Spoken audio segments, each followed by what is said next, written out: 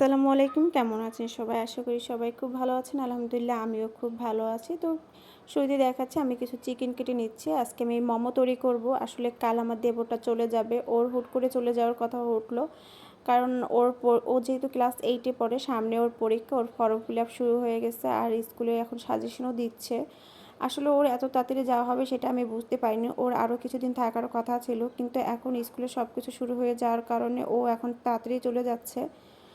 আসলে ও চলে যাবে আমার এটা খুবই খারাপ লাগছিল। কারণ ও বাসায় এতদিন ছিল আর আমি যেহেতু বাসায় একাই থাকি, একটা মানুষ থাকলে আমার ভালোই লাগে। আর ওরে আমি সবসময় ছোটো ভাইয়ের মতোই দেখি। তো ও এর জন্য চলে যাবে আর আমার মোমো তৈরি করার আগেই অনেক কথা ছিল, কিন্তু তৈরি করা হয়নি। আমি তো আর বুঝতে পারিনি ও এত তাড়াতাড়ি চলে যাবে। তো যখন শুনলাম ওর কালকে চলে যাবে, তাই আমি সকাল সকাল সব কিছু রেডি করে নিচ্ছিলাম। আসলে ও বুঝতে পারিনি যে এত তাড়াতাড়ি ওরও সব কিছু শুরু হয়ে যাবে। তো যাই হোক, এখানে আমি সব কিছু রেডি করে রাখছি। আমি বিকেলের দিকে সব কিছু তৈরি করে নেব আর আমার শাশুড়ির জন্য কিছু পিঠা বানিয়ে দিব। আর মোমো যেহেতু আমরা কম বেশি সবাই বানাতে জানি, তাই আমি আর আলাদাভাবে কিছুই বলবো না। এখানে আমি চিকেনটাকে ভালোভাবে কেটে নিয়েছি আর এখন গাজর দিয়ে দিচ্ছি। আর মোমোতে কিন্তু পেঁয়াজকুলিও দেওয়া যায়, কিন্তু আমি পেঁয়াজকুলিটা বাজারে পাইনি, তাই এখন গাজরই দিয়ে দিব। আমি খুব তাড়াহুড়ো করেই কাজ করছিলাম, কারণ আমি 2 পদের পিঠাও বানাবো, যেহেতু শ্বশুরবাড়ি পাঠাবো, একটু ভালো মতোই বানাতে হবে। তাই সব কিছু গুছিয়ে নিচ্ছিলাম যাতে আমার কোনো সমস্যা না হয়। তো এই যে এখন আমি এটা মেরিনেট করার জন্য রেখে দিব। এখানে পেঁয়াজ কুচি দিয়ে দিচ্ছি আর সয়া সস দিয়ে দিব।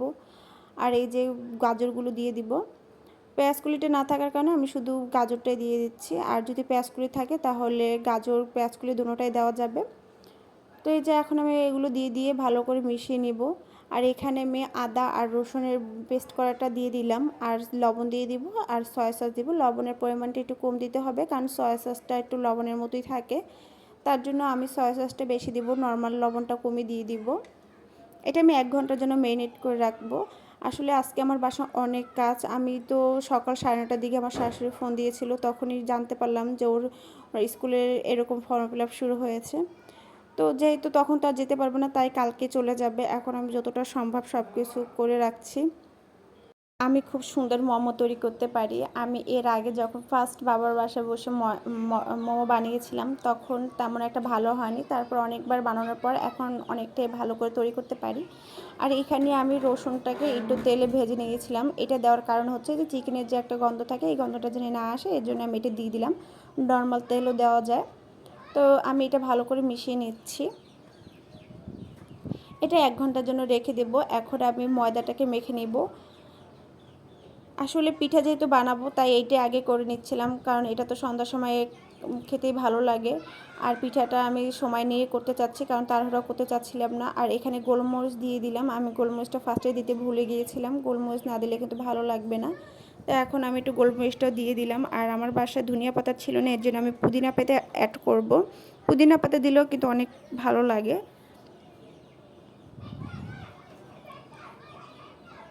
তো এই যে আমি এইটা ভালো করে মেখে নেওয়ার পর যে কাজগুলো আছে সেগুলো করে নেব।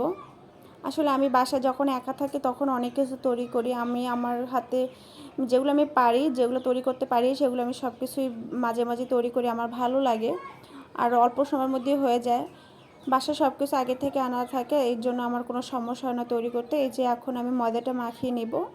এখানে অল্প পরিমাণে তেল দিয়ে দিলাম আর এখানে কিন্তু নর্মাল পানি অ্যাড করতে হবে, গরম পানি অ্যাড করা যাবে না। যেহেতু আমরা 3 জন মানুষ, সেই পরিমাণেই আমি সব কিছু নিয়েছি। এই যে এটা ভালো করে মাখিয়ে নিতে হবে। এটা অনেক কিছুক্ষণের জন্য রেখে দিতে হবে। মোমো তৈরি করা খুবই সহজ। যারা এখনও মোমো তৈরি করেননি তারা একবার হলে চেষ্টা করে দেখবেন। এটা বানাতে তেমন কোনো ঝামেলা হয় না। এই যে এখানে আমি 1 ঘন্টার পর এটা নিয়ে আসলাম। এখন হচ্ছে এখানে কিছুটা পুদিনা পাতা আর কাঁচামরিচ অ্যাড করে দিলাম। পুদিনা পাতা দিলেও খুবই ভালো লাগে। আর ধনিয়া পাতাও দেওয়া যায়। যেহেতু আমার কাছে ধনিয়া পাতা ছিল না, এর জন্য আমি পুদিনা পাতা অ্যাড করে দিলাম। তো এখানে আমি ভালো মতো মিশিয়ে নিচ্ছি। আর এই ময়দাটাকে আমি অনেক টাইম রেখে দিয়েছিলাম। দেখতেই পাচ্ছেন কতটা সফটলি হয়েছে। এখানে বেশি এটা নরম করা যাবে না, তাহলে কিন্তু মোমোটা ভালো হবে না। আমি খুব সুন্দর মতো এইটা তৈরি করতে পারি, তাই আমার কোনো সমস্যা হয় না। আর মোমো আমি যখন ফার্স্টে বানিয়েছিলাম তখন কিন্তু তেমন একটা ভালো হয়নি। সেকেন্ড টাইম যখন বানিয়েছিলাম তখন মোটামুটি ভালো হয়েছিল, আর এখন তো বলতে গেলে খুবই ভালো হয়। আমি সব কিছু পরিমাণ মতোই দিয়েই তৈরি করি।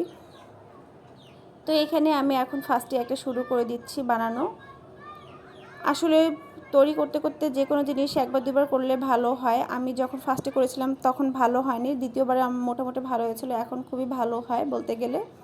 এই যে যখন আমি ফুলটা করতাম তখন এই ফুলটা আমি ভালো করে করতে পারতাম না, এখন মোটামুটি যা হচ্ছে আলহামদুলিল্লাহ ভালোই হয়। আর ভালো না হলেও কোনো সমস্যা নেই, ঘরের মানুষরাই খাবো, তাই যেরকম পাচ্ছি করে নিচ্ছি। মোমো আমার কাছে খুবই ভালো লাগে। আমরা যখন বাইরে রেস্টুরেন্টে খাই একটা দুটোতে আসলে আমার তেমন ভালো লাগে না, এজন্য আমি বাসায় নিজেই এখন তৈরি করি। আমি যতটা খেতে পারি অতটাই বানাই। আমার হাজব্যান্ডও খুব পছন্দ করে, এর জন্য আমি একটু বেশি করে বানানোর চেষ্টা করি। আর আমার দেবরটা কালকে চলে যাবে, সত্যি এর জন্য আমার খুবই খারাপ লাগছিল। ওর এতটা আগে চলে যাওয়া হবে সেটা আমি বুঝতে পারিনি, ও নিজেও বুঝতে পারেনি। ও ভেবেছিল আরও কিছুদিন থাকবে। তো যাই হোক, আমিও কিছুদিন পর বরিশাল চলে যাব, আমারও পরীক্ষা শুরু হয়ে যাবে, আমাকেও যেতে হবে। তাই যাওয়ার আগে আবার নতুন ভালো কিছু তৈরি করে যাব। আর আমার যাওয়ার আগে আমার হাজব্যান্ডকেও কিছু রান্না করে দিতে হয়, কারণ ও অফিস থেকে এসে রান্না বান্না করাটা ওর অনেক ঝামেলা হয়ে যায়, কষ্টের হয়ে যায়।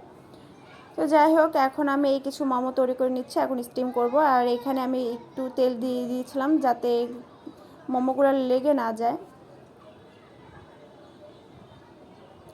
মোমো তৈরি করা আসলে কোনো কষ্টের বিষয় না, সব কিছু আগে থেকে থাকলে বাসায় তাহলে খুব অল্প সময় তৈরি করা যায়।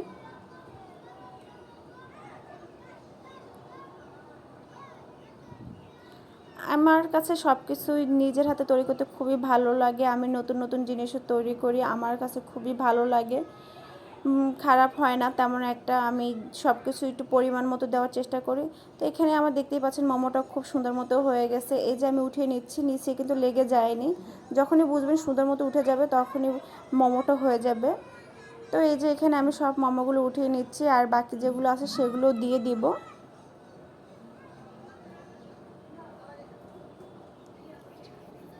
আমি মোমো বানানোর পরই পিঠাগুলো বানিয়ে নিব, কারণ অনেকটা সময় লাগবে। 2 পদের পিঠা বানাবো আর একাই সব কিছু করছি, তাই একটু বেশি সময় লাগছে। আর আমার বাসায় যেহেতু গ্যাসের চুলা নেই, আমি ইন্ডাকশনেই রান্না করি, তাই আমার একটু বেশি সব কিছু করতে টাইম লাগে, কারণ একটা চুলাতে রান্না করতে অনেক সময় লাগে, আর ইন্ডাকশনে রান্না করতে আরও বেশি টাইম লাগে। আসলে ওভাবে আমাদের গ্যাসের চুলা কেনার কোনো ইচ্ছাও ছিল না, কারণ আমরা 2 জন মানুষ থাকি, আমাদের এক ইন্ডাকশনতেই হয়ে যায়। কিন্তু মাঝে মাঝে যখন রান্নার চাপ বেশি পড়ে যায় তখন একটু সমস্যা হয়। তো যাই হোক, আমি এই যে দিয়ে দিলাম, এটাও হয়ে গেল। মোমোগুলোর সাইজগুলো অনেক বড় হয়েছিল, আমি অনেক বেশি পরিমাণে চিকেন দিয়েছিলাম। একবার বাইরে আমরা মোমো খেয়েছিলাম, বাইরে একবার বরিশালেও মোমো খেয়েছিলাম, আর ঢাকাতে এক জায়গায় মোমো খেয়েছিলাম। সেখানে মোমোগুলো একদমই তেমন ভালো হয়নি, চিকেনের পরিমাণ খুবই কম ছিল, এর জন্য আসলে তেমনটা ভালো লাগেনি। আর আমি যেহেতু বাসায় বানাতে পারি তাই আমি এরপর বাসায় বানাচ্ছিলাম, এরপর আর বাইরে তেমন একটা খাওয়া হয়নি। আর এখানে আমি একটা সস তৈরি করে নিচ্ছি। আসলে এই সসটা আমার নিজের মতোই বানাচ্ছে, আমি কোনো জায়গায় এটা দেখে বা কারো কাছ থেকে শুনে কিন্তু বানাচ্ছি না। এইখানে এই সসটা আদা আদা কুচি কুচি করে নিয়েছিলাম, আর কিছু রসুন আর পুদিনা পাতা আর লেবু তো মাস্ট বি দিতেই হবে। এই সসটা কিন্তু অনেক মজা লাগে, এই সসটা ছাড়া আমার কাছে মোমো একদমই ভালো লাগে না। যেহেতু আমি বাইরের সস ইউজ করিনি, খাচ্ছি না, তাই আমি এটা নিজের মতো বানিয়ে নিলাম। এটা খেতে খুবই ভালো লাগে। এই সসটা বানাতে অনেক অল্প জিনিস লাগে, বাসায় যেগুলো থাকে সেগুলো দিয়ে তৈরি করা যায়। আর একটু যারা ঝাল পছন্দ করেন তারা চাইলে শুকনো মরিচ বেশি করে দিতে পারেন। এর আগে আমি যখন বানিয়েছিলাম অনেক বেশি ঝাল দিতাম, কিন্তু এখন বেশি দিব না, যেহেতু আমার দেবরও খাবে, ও তেমন একটা ঝাল খেতে পছন্দ করে না, তাই আমি অল্প ঝালে দেব। এই যে এখানে বাকি মোমোগুলো এখন দিয়ে দিচ্ছি, একটু চিকেন ছিল সেটাও দিয়ে দিব।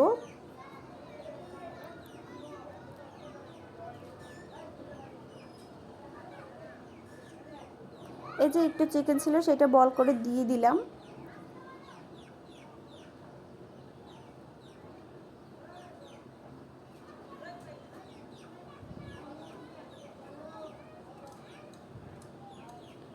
তো এইটাই আমার লাস্ট মোমো ছিল। আর এখানে আমি একটা শুকনো মরিচ নিয়ে নিয়েছিলাম। এই সসটা সত্যি অনেক মজা, যারা ঝাল পছন্দ করেন তারা চাইলে বেশি মরিচ দিতে পারেন। আর লেবু কিন্তু অবশ্যই দিতে হবে, একবার খেয়ে দেখবেন। এই সসটা কিন্তু আপনারা যা অনেকে আছে মাছ ফ্রাই করে খায়, মাছের সাথেও যদি এটা খেতে পারেন তাহলে কিন্তু অনেক ভালো লাগবে। আমি একবার মাছের ফ্রাই করেছিলাম, তখন এই সসটা বানিয়েছিলাম, অনেক মজা লাগছিল। তো যাই হোক, আমি এটা দিয়েই খাই সবসময়, আমি বাইরে থেকে সস নিয়ে আসি না। এদিকে আবার মোমো তৈরি করা শেষ। আসলে মোমোটা তৈরি করতে তেমন সময় লাগে না, আমি অল্প সময়ের মধ্যে করে ফেলেছিলাম। তো কারা কারা আমার মতো মোমো বানাতে পারেন আর কার কার পছন্দ অবশ্যই কমেন্টের মাধ্যমে জানাবেন। এই যে এখানে আমার বাকি মোমোগুলো হয়ে গেছে, এখন আমি উঠিয়ে নেব সবগুলো।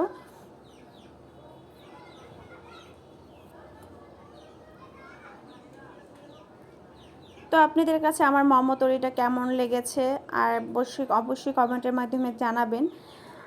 যারা যারা তৈরি করতে পারে না তারা অবশ্যই এরকম চেষ্টা করবেন, চেষ্টা করলে অবশ্যই সব কিছুই হবে। এই যে দেখতে পাচ্ছেন এখানে আমি কতগুলো মোমো তৈরি করেছি, 3জন মানুষ, যে কয়টা খেতে পারে। তো এই যে এখন আমি খাবো মোমোগুলো, আমার অল্প সময়ের মধ্যে হয়ে গেছে। আমার এটা খাওয়ার পরেই আমি বাকি কাজগুলো করব। সারাদিনে আজকে তেমন কোনো কিছু খাওয়া হয়নি, শুধু মোমোই খাবো বলতে গেলে। তো গরম গরম মোমোগুলো ছিল, সত্যি অনেক মজার ছিল। তো এই যে দেখতেই পাচ্ছেন আমার মোমোগুলো একদম পারফেক্ট মোমোই হয়েছে। তো আমার কেমন লেগেছে ভিডিওটা অবশ্যই কমেন্টের মাধ্যমে জানাবে। তবে সবাই সুস্থ থাকবেন, ভালো থাকবেন, আল্লাহ হাফেজ।